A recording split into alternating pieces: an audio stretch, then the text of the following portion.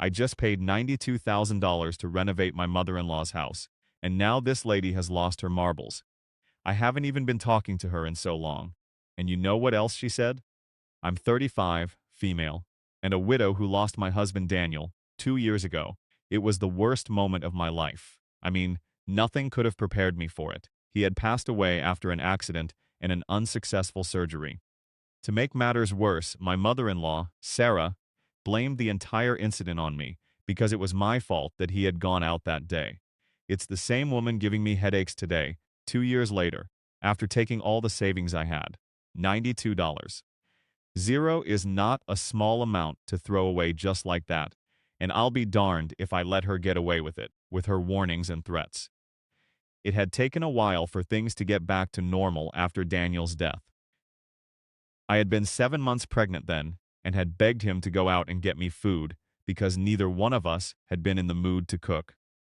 Then we got the worst news of my life within the same hour.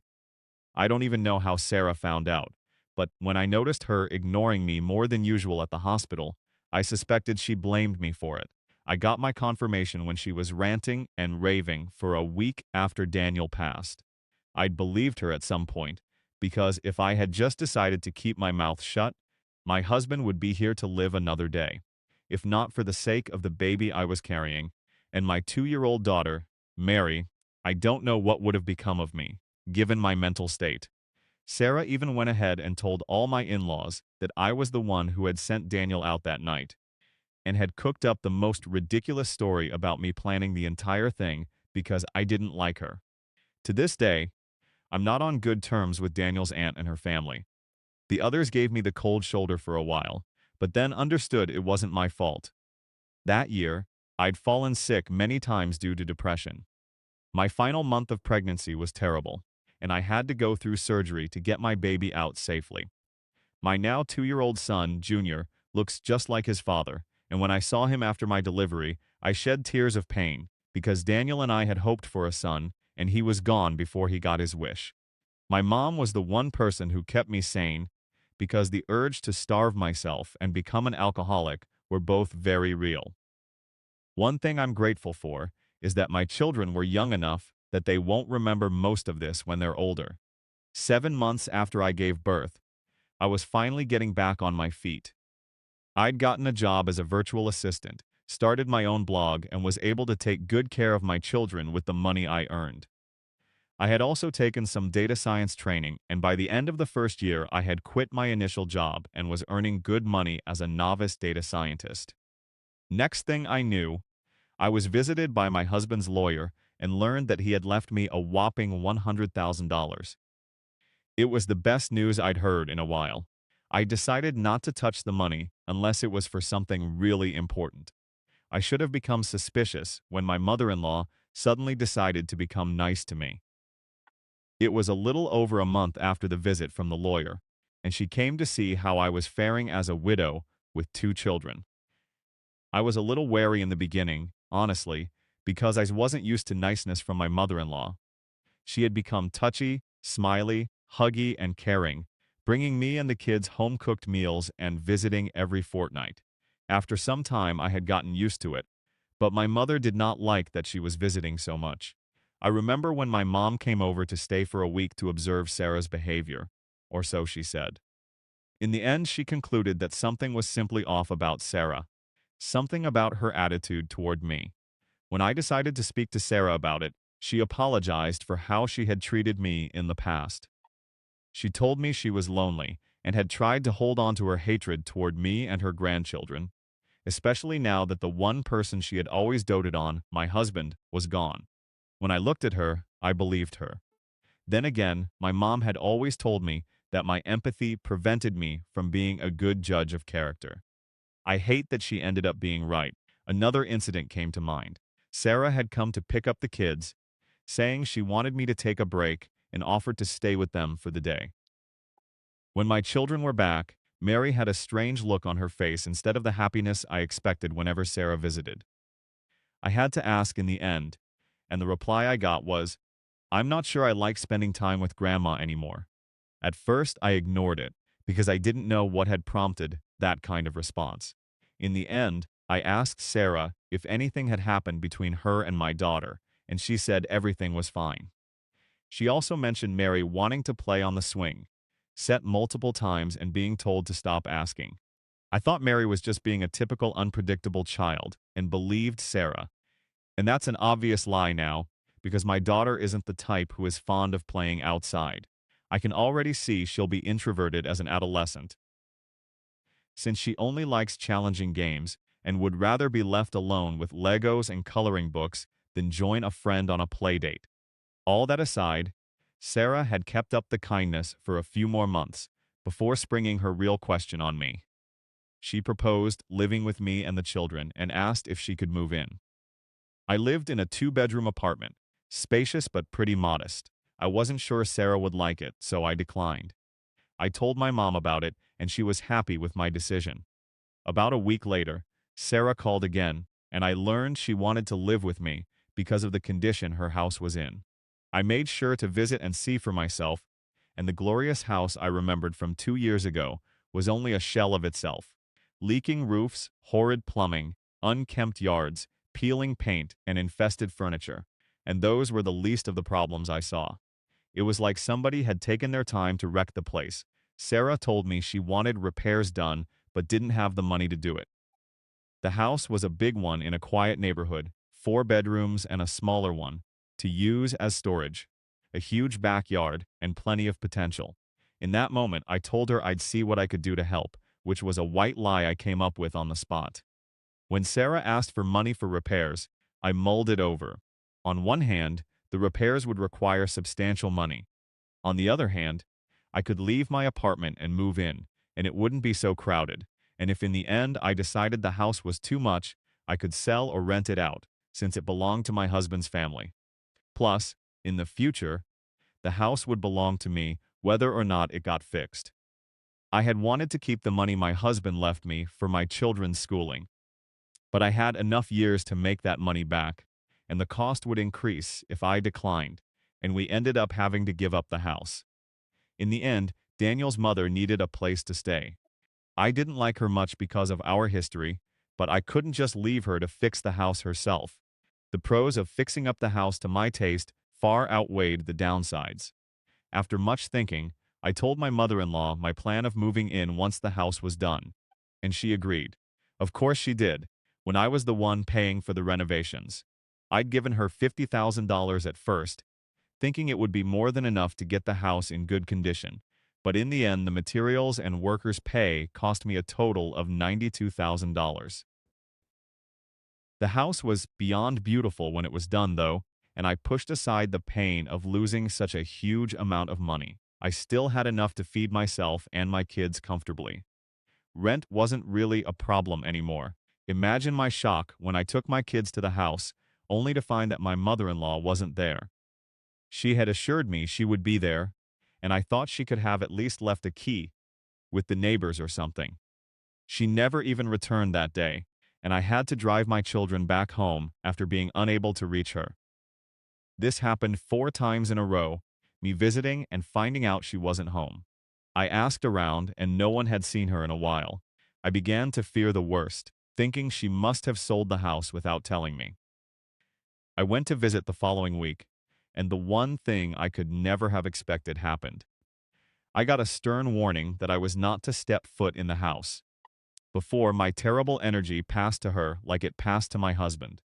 I was so shocked that I stood outside for a good 2 minutes, staring at the door while the neighbors stared at me. I thought she might be unwell, so I returned the next day, this time bearing gifts, and she threw the flowers in my face and told me that if I visited again, it would result in her getting an official restraining order. That was 2 weeks ago. My rent is coming due in a few weeks, and the only solution I can see is staying with my mom while I figure out how to deal with this. To my regret, none of this would be happening if I had decided to ignore my mother-in-law's request, but I had been selfish, too selfish to think straight. One thing I know is that I won't provoke Sarah to the point where she follows through on her threats, but she can't really expect me to stay out of my own house after spending so much money on it, right? I don't know what to do now, guys. That's why I'm turning to you. Please, what should I do? Update 1. Oh hey guys, did you miss me? Well get this. My mother had been very upset when she found me and my children at her doorstep. I explained everything to her, only for her to remain silent after a long sigh. It was worse than being scolded. But she didn't even have to say anything for me to know I wasn't going to let the whole thing slide. My mom had wanted to give Sarah a piece of her mind, but when I told her about the restraining order threat, she calmed down. My mom then asked if there was a signed contract between me and Sarah, and when I said no, she understood. It didn't stop me from feeling foolish, though, because while I never would have imagined Sarah would go to such extremes, I should have at least asked for some sort of signed agreement, especially since I had been the sole provider and all the money used for the renovation was mine. I cried that night after my children had gone to sleep. Mary had kept asking what happened to our plan, because I had told her she would be getting her own room soon. I'd been making excuses, but now that we're with my mom, I'll have to tell her the truth. She already doesn't like Sarah, so it won't change much. Sometimes I think the main reason she made a fuss when I mentioned us living with Sarah was because of the room situation. She had frowned in the beginning but hadn't said anything. My mom must have heard me crying in the living room because she stayed with me, holding me while I cried myself to sleep. I wish I had told her about the money before ever giving it out. She would have talked some sense into me, and I wouldn't be in the situation I'm in now. I called Daniel's lawyer the next day, and he mentioned talking to a colleague about it later. After not hearing from him for 3 days, I called again and learned that Sarah had instructed him not to do a single thing. He had made the mistake of informing my mother-in-law, hoping that getting her involved after I asked for an attorney to handle the matter would resolve things faster. He had no idea Sarah was the reason I needed a lawyer in the first place, so I couldn't blame him. Luckily, my mother also contacted a few people, and in 2 days we got a visit from a real lawyer. He told us there was little to be done without proof that I had provided the money spent on the house, but asked me to get my bank statements ready. He also mentioned speaking to my mother-in-law again to see if she would agree to settle things cordially, and even though I told him about the restraining order, I said I would try. But at that point, that wasn't really part of my plan. I visited after getting a call from Mary's kindergarten. I take her there 3 times a week because, while she doesn't give trouble at home, I want her to learn to socialize better. I was told Mary had food poisoning, and the school had called Sarah because my daughter had asked them to. Sarah had gone over, and in the end, my daughter cried herself to sleep after getting slapped by Sarah, who had gotten upset after finding out she was called first because of Mary. I tried to ignore the whispers and worried looks when I went to pick up my daughter and asked her why she did what she did. She told me she wanted to talk to Sarah about accommodating us and had promised we wouldn't bother her. I was annoyed that she thought of Sarah first, but after listening to her, I realized my daughter was only trying to help. Sarah saw me the next morning, and if she had been anywhere near my age, she would have gotten a slap of her own. The restraining order threat was there, but I could not care less, and I told her to do her worst, promising to have her thrown in prison if she kept messing with me. I was bluffing, but she didn't know that, and I managed to get a genuine reaction of fear out of her. I told her I was already working with a lawyer and promised things would not end well for her if she kept being stubborn. When I left, I was proud of myself, if only because I had finally stood up to her for once in my life. I haven't heard much from her since, but I've gathered my bank statements. The lawyer asked me to wait as long as I could before telling her what he wanted, and I'm surprisingly fine with that. If she wants to try something, I'm ready to strike. Webudate 2. I was wrong to think my mother-in-law was truly considering what I had asked of her. She had been silently scheming, telling her neighbors and our shared family members that I was trying to kick her out of the house, especially now that my husband was gone. I even heard a rumor that I had always admired the house and wanted it for myself, and all I could say was, wow. This was from another one of Daniel's relatives. Second generation, I think. I relayed all this to my lawyer, who decided to see it for himself. It was almost comical watching him return to my place, cursing under his breath, and he could now see for himself that Sarah wasn't exactly the sanest person out there. He also mentioned taking her to court for defamation, since she was spreading harmful lies. The woman had actually pulled out a broomstick and swung it at him when he told her to leave. Who knew what would be next? Hot water poured on either of us? There was one bright spot in the whole thing. Angela, Daniel's cousin. Apparently, she had married a man of below-average means, which hadn't sat well with Sarah, since Angela was practically her daughter, her father being Sarah's late brother. Angela was the only one who had believed Sarah was lying. I'd heard Daniel mention her once or twice, but I had never actually met her. According to my husband, she and Sarah were estranged, and she had moved out of town after a terrible accident. Angela contacted me, saying she had evidence that Sarah was lying about everything. I was awfully confused, because I found it hard to believe that someone who wasn't even in the same town had the evidence I had been searching high and low for. Still, I agreed to a visit, and to my surprise, she had a voice recording of Sarah admitting to deliberately sabotaging me for her own gain. Honestly, it made no sense to me at first, because Sarah was smarter than that, and from what I'd gathered, she and Angela were on bad terms. But after listening to part of the audio Angela played for me, I was convinced. Angela was just as smart as Sarah, and had managed to convince Sarah that her knowing the truth wouldn't make a difference, especially since I barely knew Angela. I was sure the full audio wouldn't have a perfect confession in it, but it was better than nothing. In the recording, Sarah said, "No one will care if I ruin her like I ruined you." That was something. I had to go help Angela with something important in return. I'll get into that, but I had thought it was a big ask, and decided to help anyway, partly because she seemed desperate. I don't know the full details of what she needed my help for, but I can tell she's hiding something huge. Still, she managed to outsmart my mother-in-law, and she could do the same for me. I just hope I'm not making another mistake. Update 3. Hey guys, how are you doing? I found out what happened with Angela. After she went ahead and secretly married the man she loved, Sarah had her kicked out of the house and severed all connection with her. Angela had a courthouse wedding and a simple ceremony with a few people in attendance, and she told me she went through a huge ordeal getting the wedding to happen. But it was the best decision of her life. Her husband was on his way to earning six figures, and she had her own small fashion business. They had a son together and were looking to have another child after 4 years with the first. She seemed so happy talking about her family, and my dislike for Sarah only grew.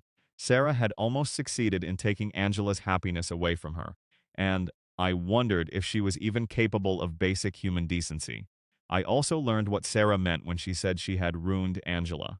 It's still a theory, but it's very likely Sarah was responsible for what happened to Angela's business, an accident that occurred when Angela and her husband had gone to stay with his family, since none of Angela's own relatives were willing to help them.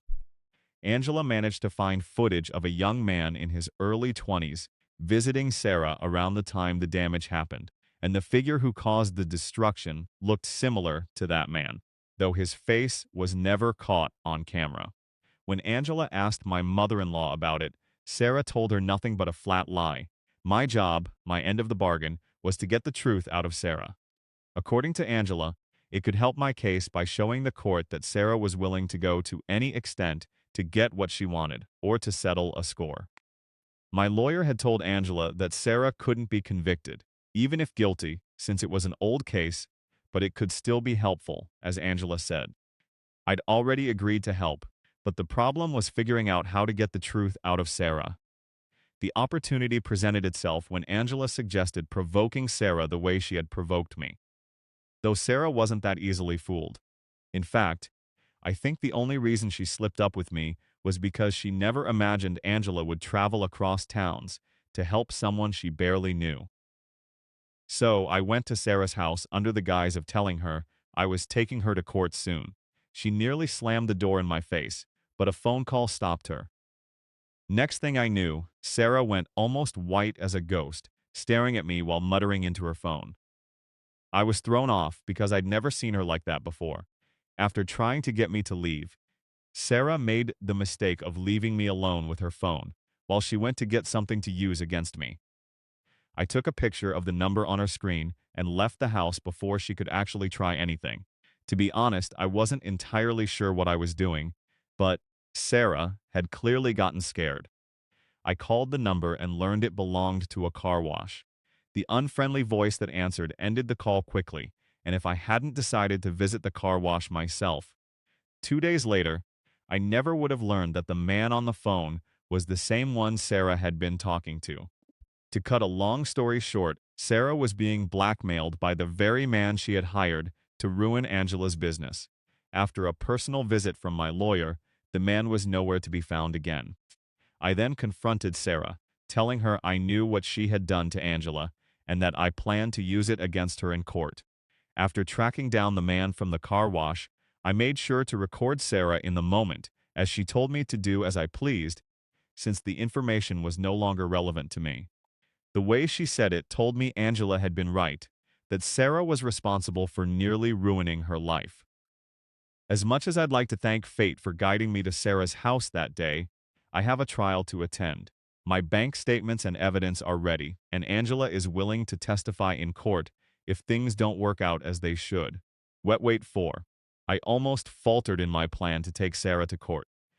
Angela, without telling me, had gone to visit Sarah and learned she was planning to sell the house. Angela had gone there for closure, since she was leaving town soon, and to let my mother-in-law know that she and her husband were happy.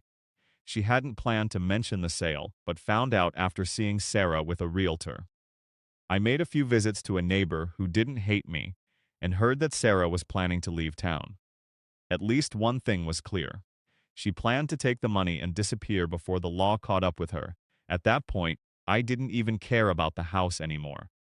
All I needed was my money back, and I realized I wanted my old home back too. Modest as it was a place I loved.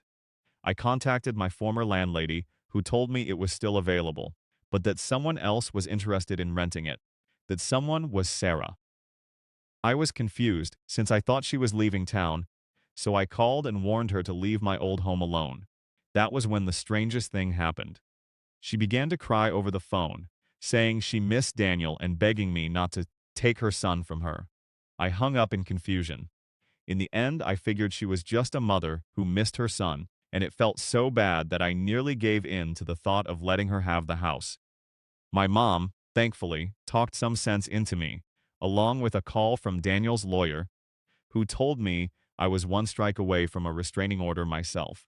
Apparently, Sarah had recordings of all the conversations we'd had, both in person and over the phone, and I could tell most, if not all, would not be in my favor, since our conversations were rarely pleasant. She was also ready to take me to court, and that erased what little empathy I had left for her. In the end, Angela played a huge role in getting my mother-in-law to concede and pay back the money. We both visited, and after learning Angela was going to be with me in court, the older woman decided she didn't want to face the law after all. I'm sure it was because the family lawyer had told her, and she had heard it from Sarah herself, that her chances of winning were slim. All the threats of taking me to court had really just been to scare me into leaving her alone, but with that much money on the line, that was never going to happen. I called my lawyer on the spot, and he drafted a quick agreement so that if Sarah tried to go back on her word this time, she would be punished by the law. She sold the house, true to Angela's word, and after paying me back what I had contributed, she was almost broke. Honestly, I couldn't care less, given what that woman had put me through. In the past week, after some weeks of living alone, she asked me to take her in, promising she wouldn't cause any trouble. The first thing that came to mind after hearing that was my mom's warning never to trust that woman, because every time I did, things worked against me. I told her to leave instead, and that if she made visiting a habit, I would have her arrested, or she could take her chances with a restraining order. Her choice, just like she tried to do to me. I haven't heard from her in a while, but I know she's okay, since she's currently staying with Daniel's uncle and aunt, the same ones who turned their backs on me from the start.